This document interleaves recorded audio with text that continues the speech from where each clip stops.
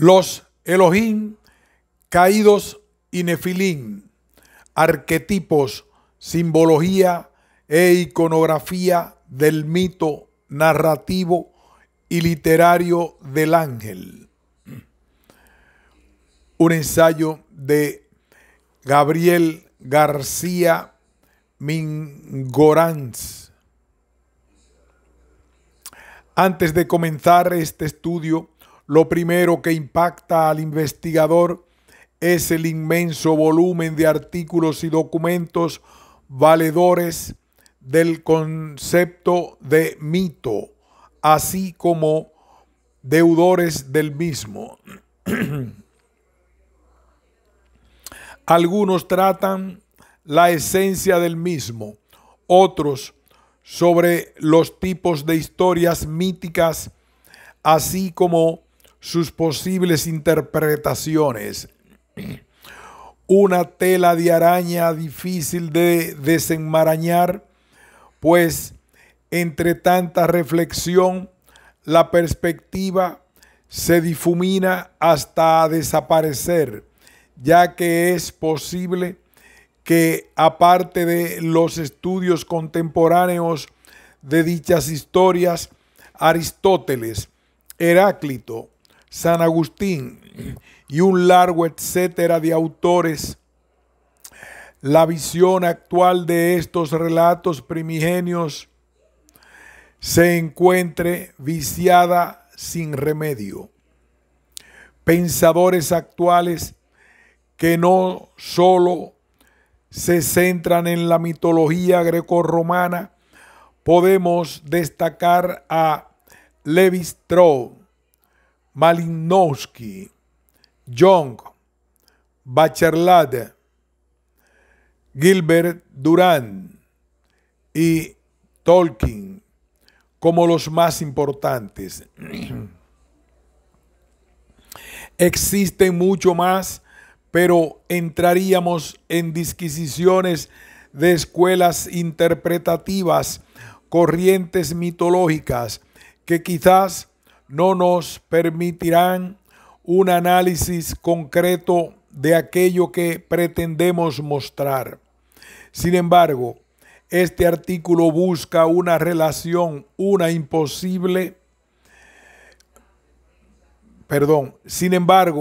este artículo busca una relación, una posible intermedialidad entre este fascinante y extenso campo que son los mitos con la cinematografía. Aristóteles y Platón señalaban que aquel que conoce los mitos y los comprende encontrará la sabiduría mucho antes que el que los ignora, así como una mejor comprensión de la realidad. El cine y la literatura, como ocurría en otros tiempos con otros medios de comunicación, se han convertido en una de las mayores fuentes a la hora de utilizar mitos y adaptarlos según sus conveniencias.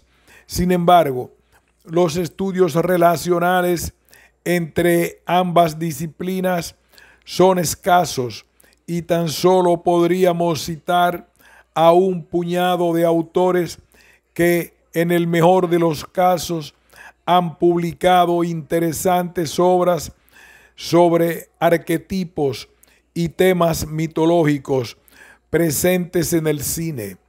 Jordi Bayo,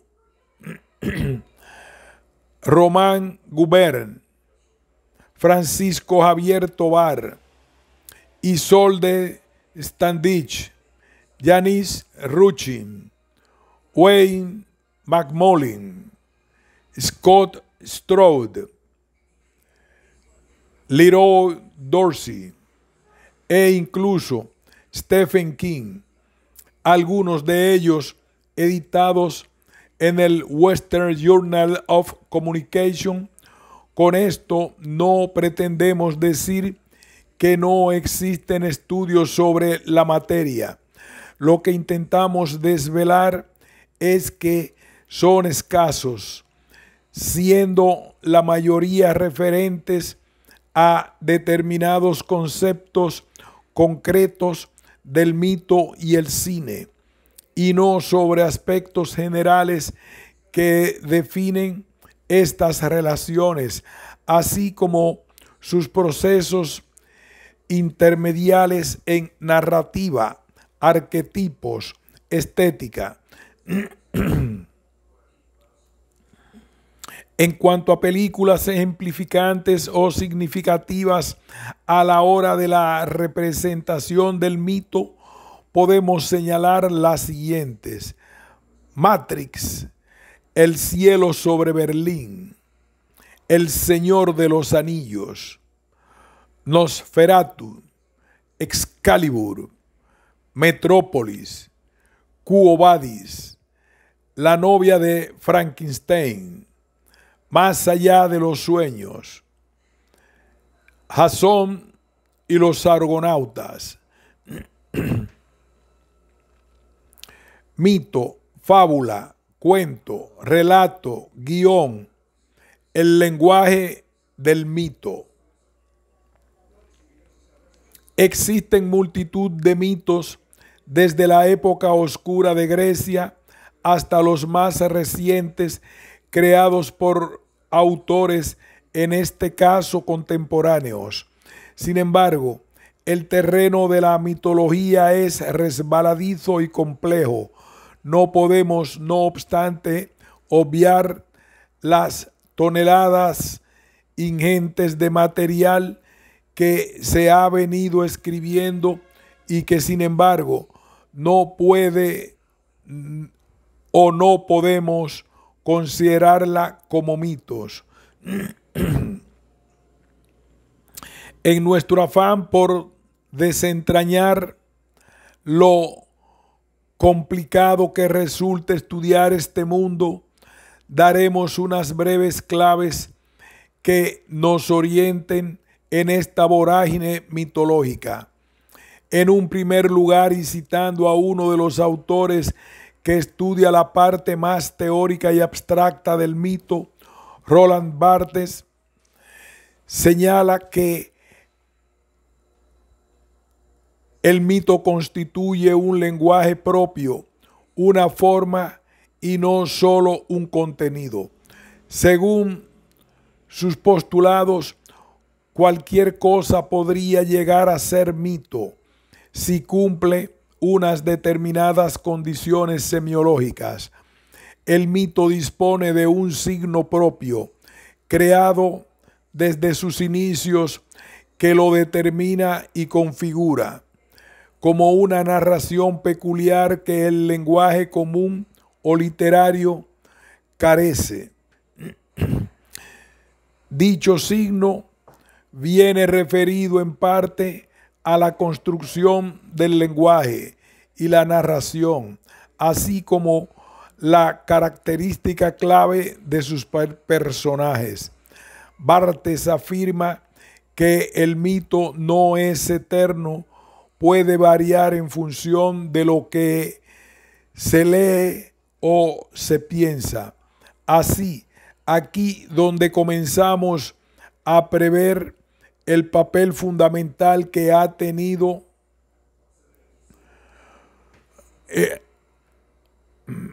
es aquí donde comenzamos a prever que el papel fundamental que han tenido procesos intermediales en esta transformación y transfiguración de los mitos en medios muy distantes, solo en el tiempo, como por ejemplo el cine. Si bien un guionista, director, productor o cualquier diseñador de atrezo, postproducción, a la hora de enfrentarse a la adaptación y o creación de un filme que vaya a contener aspectos míticos, lee, piensa y más tarde transfigura y transforma aquello que hace 1500 años o tal vez 30 años. Fue creado como un universo propio, cuasi paralelo, que se esforzaba en explicar determinados aspectos de la realidad. Cuando contemplamos en la pantalla de cine o leemos un libro como Troya, Excalibur, El Señor de los Anillos, Dogma, Matrix, Cloverfield o una recreación literaria, cual no vemos el mito eterno, admiramos una completa variación, una intermediación, en definitiva una transfiguración cuyas consecuencias en ese mito primario serán muy determinantes.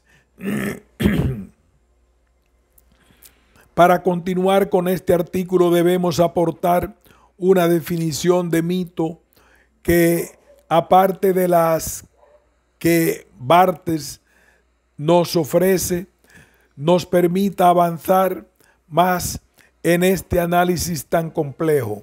Según Mircea Eliade, el mito cuenta como, gracias a las hazañas de seres sobrenaturales, una realidad que ha venido a la existencia, sea esta la realidad total, el cosmos, o solamente un fragmento, como por ejemplo una isla, una especie vegetal, un comportamiento humano, una institución.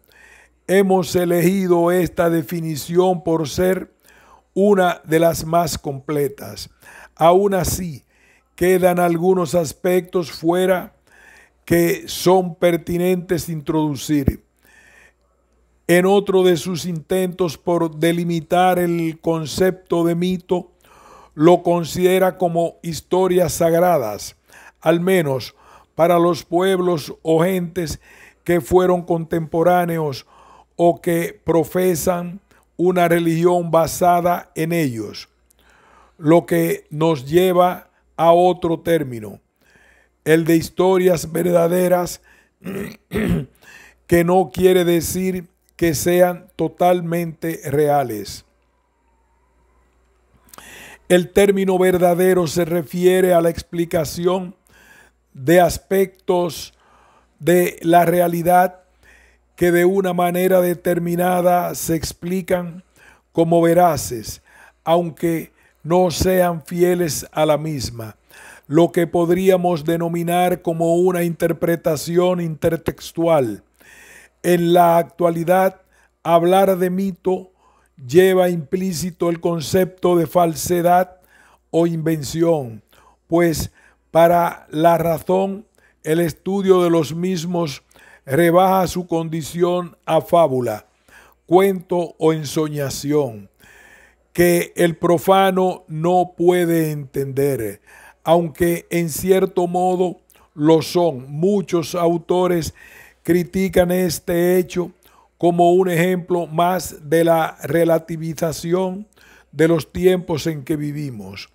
Depende de quien lea el mito o interprete, la historia será más verdadera o falsa. Es algo a tener en cuenta, pero lo que no podemos hacer sistemáticamente es considerar un mito como una fantasía proveniente de un escritor aburrido que buscaba la gloria a través del tiempo. La mitología es y será una herramienta más para explicar los misterios humanos, quizá la más efectiva y efectista. Bruno Bettelheim afirma que el mito posee unas características similares al cuento o la fábula, tales como ritos de pasaje o expresión simbólica de la realidad, pero que sin embargo la distinción entre ellos más vehemente es el carácter pesimista no admonitorio de los primeros, así como unos caracteres bien diferenciados, tales como personajes heroicos, dioses, la providencia y el destino. Las historias son limitadas a su vez. Las historias son limitadas y a su vez las topologías sobre mitos también. Sin embargo, el proceso que se genera desde el mito primordial hasta el guión del cine queda marcado expresamente. Distinguimos tres puntos de vista. En el primero podemos considerar el mito cinematográfico como una adaptación directa de una obra literaria dramática, como por ejemplo Drácula o Frankenstein. El segundo anclaje deriva de la adaptación directa desde el mito que suponemos como primigenio, el mito de Prometeo o la obra final fílmica. Por último, esta adaptación intermedial puede provenir de cualquier disciplina artística no literaria que a su vez se utilizó para inspirar el libro, novela en cuestión o una anterior obra cinematográfica que ya utilizó este concepto de creación de la vida por parte de una entidad profana como es el ser humano. Es decir, hasta llegar a la película de Drácula de Francis Ford Coppola, partimos de la concepción del vampiro, quizás el primer asesino inmortal, Caín, pasando por la fabulación y cuentos para viejas de muchas civilizaciones sobre animales bebedores de sangre, llegando hasta las leyendas de los Cárpatos, atravesando la obra literaria que a su vez basó en las vivencias de Vlad el Emperador, admirando las primeras adaptaciones teatrales cinematográficas, pasando por Nosferatu, hasta llegar a nuestros días con adaptaciones más o menos formales como la de Coppola. La pregunta e interrogación que aparece es: ¿a qué atendió el guionista de la última película sobre vampiros? El arquetipo cainita del Génesis, a las leyendas antiguas, o tal vez se inspiraba en el Drácula de Christopher Lee o de Coppola. ¿Cuál es el original? Muchas preguntas sin respuestas que tan solo hallaremos si por un momento cerramos los ojos, pensamos en Drácula y vemos qué imagen, estructura narrativa y arquetipo de este personaje mítico se nos viene a la mente.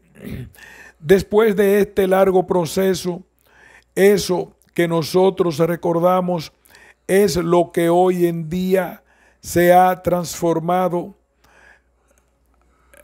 en este mito, y que con toda probabilidad el modo de contarlo y representarlo variará en años venideros, ya que es un proceso continuo de mutación. Por tanto, el lenguaje del mito es característico, aunque variable, como la mayoría de las construcciones dramáticas, aunque siempre conservará una estructura primordial ya señalada, que nos permitirá regresar desde la última adaptación hasta la primera invención. Mito y su creación. El fracaso de Beowulf por Tolkien. La narración del mito cinematográfico. Joseph Campbell reflexiona sobre este punto, llegando a la siguiente conclusión: es y siempre será, en referencia a la existencia del mito, mientras exista la raza humana, poéticamente renovada, no en términos de un recuerdo del pasado o de proyección futura, sino de ahora, dirigida no para provecho de los pueblos, sino para despertar a los individuos en el conocimiento de sí mismos. De esta respuesta entresacamos los conceptos importantes. En primer lugar, los mitos forman parte del ser humano para el conocimiento de su identidad, cambiando en el modo en que se cuentan. Como apuntamos antes en nuestra exposición, el cine se ha convertido en uno de los medios más prolíficos a la hora de adaptar y crear mitos, con una poética propia, pero igualmente efectiva que las que usaron otros artistas. Sin embargo, esta manera de contar debe irremediablemente de la literatura, así como de la poesía, del mito.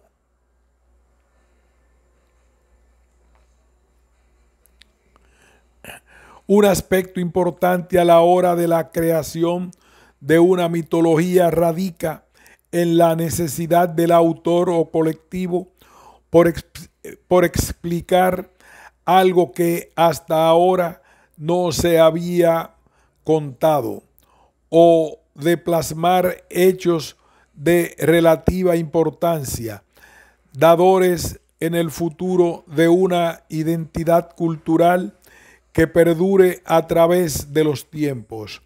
El poeta Beowulf, de origen anglosajón, crea este relato mítico para que las acciones de su compatriota no queden en el olvido, tanto las maravillas como las desgracias acaecidas.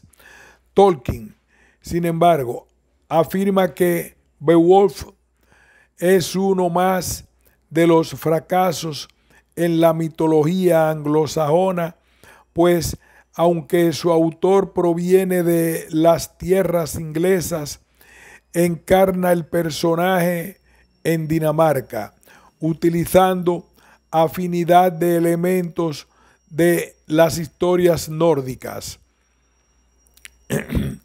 Esto que señala Tolkien como una ausencia completa de mitología original anglosajona deriva en dos vertientes. Primero, señala la posibilidad de que Inglaterra careciera de una identidad propia suficiente como para ser capaz de dar respuestas a los misterios humanos a través de sus propios artificios. Y segundo, nos revela el afán de Tolkien por dotar a su país de una mitología nueva que al menos sea capaz de explicar lo que ocurre y las raíces de su pueblo. El Señor de los Anillos, la creación de los elfos, del lenguaje élfico, de la historia de la Tierra Media, sería pues un reflejo de la propia Inglaterra. Pero, ¿qué ocurre si el cine decide rodar una película sobre ello?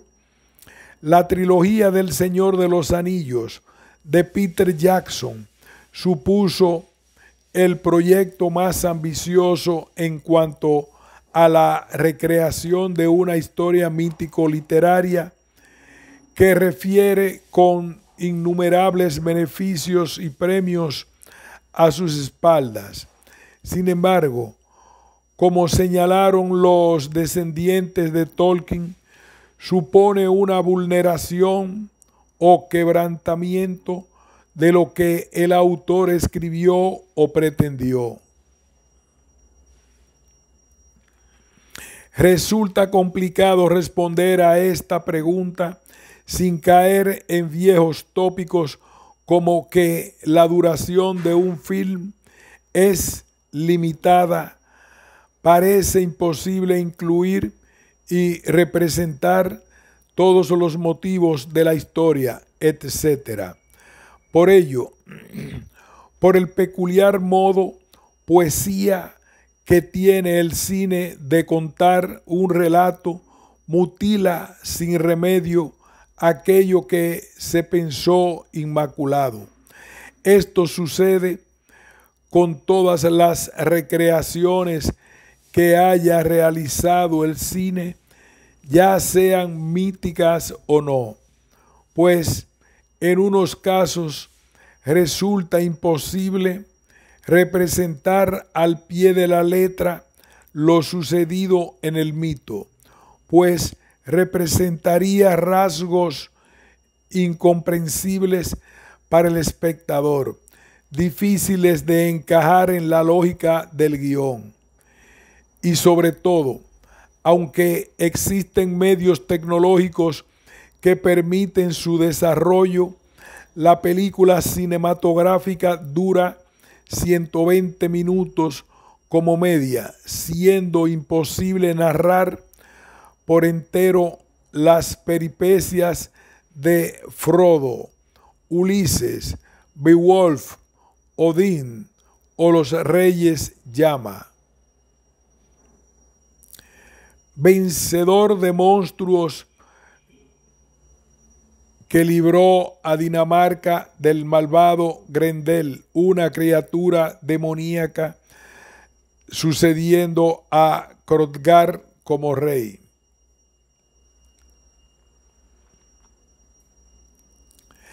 Estos conceptos, evidentes en muchas ocasiones, siempre obligan al trabajador del cine a recortar, seleccionar y elegir qué utilizar o no. El proceso clave de intermedialidad que sin remedio cambia para siempre aspectos del mito, transformándolos o bien relegándolos al olvido. ¿Alguien sabe algo de Tom Bombadil? Si no ha leído el libro Mito y Estética, Transfiguración y Creación, Arte e Iconografía, el mito del Chulú, Dagon y otros universos del gótico punk, mundo de tinieblas, la influencia de la representación cinematográfica del mito. Mito y estética, transfiguración y creación, arte e iconografía, el mito del Chulhu, Dagon y otros universos del gótico punk, mundo de las tinieblas, la influencia de la representación cinematográfica del mito. La representación del mito a lo largo de la historia ha sido plasmada de diversas formas y en la mayoría de manifestaciones artísticas. No entraremos en sus expresiones, pero sí en aspectos que nos ocupan en el cine contemporáneo. Existe una brecha en la modernidad, también llamada postmodernidad, que provoca un cambio tanto en la narrativa cinematográfica como en su representación. La adaptación de la imagen mitológica y su plasmación en dichas películas a partir de este punto de inflexión sufre la misma mutación.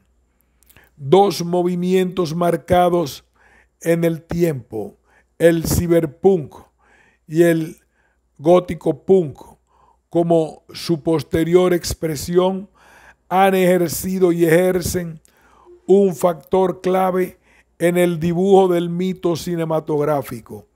Desde que Blade Runner hasta Matrix y con el posterior alumbramiento a partir de los años 80, coincidente con la explosión de los juegos de simulación terrorífica, el rol surge el gótico punk, cuyas figuras icónicas parten de universos mitológicos, cosmogónicos, como son los relatos, estudios y narraciones del Cthulhu, imágenes terroríficas, paisajes oscuros, personajes trágicos, músicas estridentes y fantásticas, sombras y figuras retorciéndose en lo más profundo de seres y lugares atormentados. Tim Burton, Bruce Wayne, Dark City, El Cuervo son los primeros exponentes claros de esta nueva estética y extendida que, proveniente de elementos del expresionismo alemán, el gabinete del Dr. Caligari, conforman una peculiar manera mítica de narración y construcción icónica cinematográfica. Este modelo de representación posee dos axiomas que a través de su estudio desgranaremos: el funcionamiento interno de la iconografía mitológica en el cine.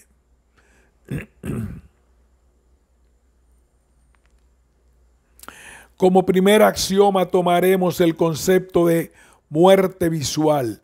La muerte visual nos remite a la creación de una iconografía que juega y desafía al mismísimo Caronte.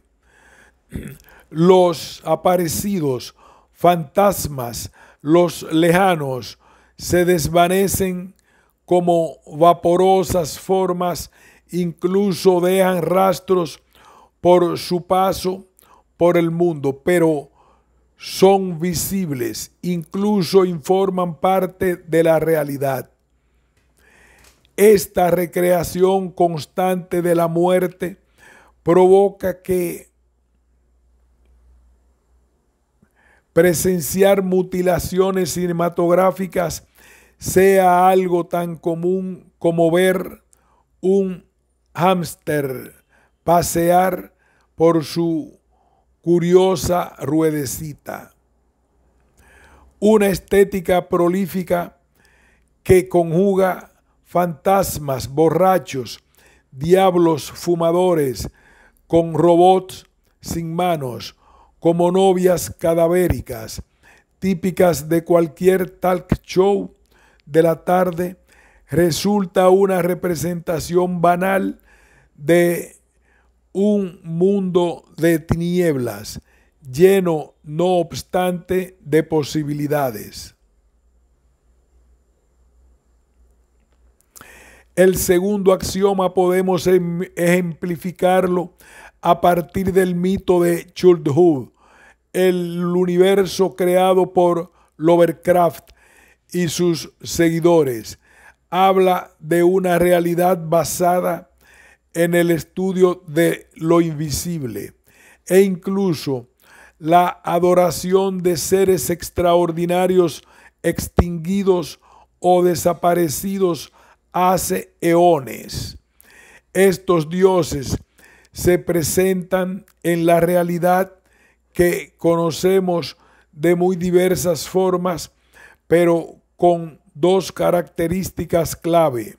En primer lugar, la forma del horror, y en el segundo lugar, la creación del simulacro. Como forma de locura, control, evasión. Estos dos fenómenos están presentes en la mayoría de cine llamado de terror, thriller, gore e incluso el convencional. La creación del simulacro estético narrativo, como ejemplo más claro podemos citar Matrix, aunque exponentes cinematográficos y literarios hay cientos, y no solo desde el estreno de la famosa saga, sino como ya hemos citado, desde incluso los primeros pasos del cine. Lo que sí es cierto es que a partir de los años 80 y 70, a través de esta quiebra de la modernidad, este fenómeno se vuelve más acusado. La representación del horror es algo que desde la noche de los tiempos resulta muy habitual en la mayoría de las expresiones artísticas del hombre. Sin embargo, la mutación radica en que su uso ya no forma parte de un uso exclusivamente admonitorio, mítico, explicatorio, sino que se ha convertido en una forma más de placer estético narrativo, una explosión de lo más terrible del mundo hombre a través del cine. El Cthulhu Who es solo un ejemplo mitológico del origen de este fenómeno, ya que toma partes de narraciones clásicas del mito, transformándolo en algo diferente. En cuanto al aspecto de la creación del simulacro mítico, volvemos a remitirnos a Matrix, la clave de la representación, el interés creciente postmoderno en lo visible, lo experimental, apartando el concepto de invisibilidad, crea y provoca reflexiones como la de la película de los hermanos Wachowski. ¿Qué es lo real? Si indagamos más a través del universo mítico de Cthulhu, encontramos difícil respuesta a esta pregunta. Lo invisible se topa con lo real o visible, lo modifica, destruye y transforma. Aunque la mitología se afana por explicar los misterios del mundo, sin embargo, en este instante somos incapaces de diferenciar lo visible de lo invisible, ya que comparten nexos de unión que se entremezclan y distorsionan. Por tanto, los recursos disponibles en la narrativa e iconografía mítica cinematográfica parten una vez más de la recreación del simulacro, es decir, su explicación casi obsesiva para poder desentrañar los misterios humanos. Desde el mismo instante que hemos perdido la perspectiva postmodernidad, los valores anclados desde hace mucho tiempo se derrumban a la misma velocidad que las Torres Gemelas. Quizás el método más efectivo es regresar a esta mítica mutada del simulacro del horror, un Matrix de zombies y seres crueles, una danza macabra, un espectáculo sin fin, sin aparente orden. Ante una de estas últimas adaptaciones, Stephen King, la película 1408, basada en un relato corto del autor, podemos situarnos en la piel del protagonista, Mike Elselin. Nuestra existencia se basa en certezas de las que tan solo nosotros estamos convencidos de su carácter real. En nuestra vanagloria nos alojamos en la habitación del mal por mero placer de contemplar algo que nos proporcione un estímulo por el que seguir viviendo. Nos sentamos en el sofá, encendemos la televisión, cogemos algunas botellitas del minibar y esperamos a que, a un riesgo de morir o caer en la locura, algo se manifieste, pudiendo creer al fin en que lo invisible existe. A Hotel Dolphin le doy 8 calaveras. A la modernidad, nada. Aquí hacemos una pausa. Continuaremos en el interesante título Mito y arquetipo, los más famosos mitos usurpados por el cine y su adaptación en personajes y narraciones. Pausamos.